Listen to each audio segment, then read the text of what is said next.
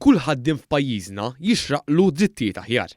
Dan kien il-ħsieb ewlieni wara l-ftehim li ġie ffirmat it-3 wara nofsinhar bejn il-General Workers Union u l-Malta Delivery Fleet Operators Association li tirrappreżenta lil ħaddiema li qasmu l-ikel. Ftehim storiku li se jwassal biex jiġu preservati l-kundizzjonijiet u drittijiet aħjar għal dawn il-ħaddiema u jwassal għal numru ta' ftehimiet kollettivi l-qudiem. Dan biex is-settur ikompli joffri kundizzjonijiet tajbin lil ħaddiema li jaħdmu fis-servizz li jintuża prattikament mill-konsumaturi kollha f'pajjiżna. Fil-fatt, issa l-General Workers Union trid tinnegozja u tiffirma ftehim kollettiv ġdid ma' kull kumpanija li tifforma parti mill-assoċjazzjoni.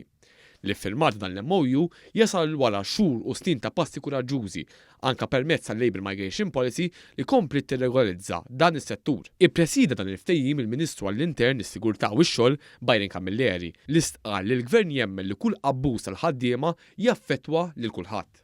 ħadna deċiżjoni tibsin, bekk wasalna saw, waqqafna il-permessi fejn jidħol food couriers, white plates, għamilna l-Malta Labour Migration Policy, ħadna deċiżjoni tibsin anke permessi dik il-policy.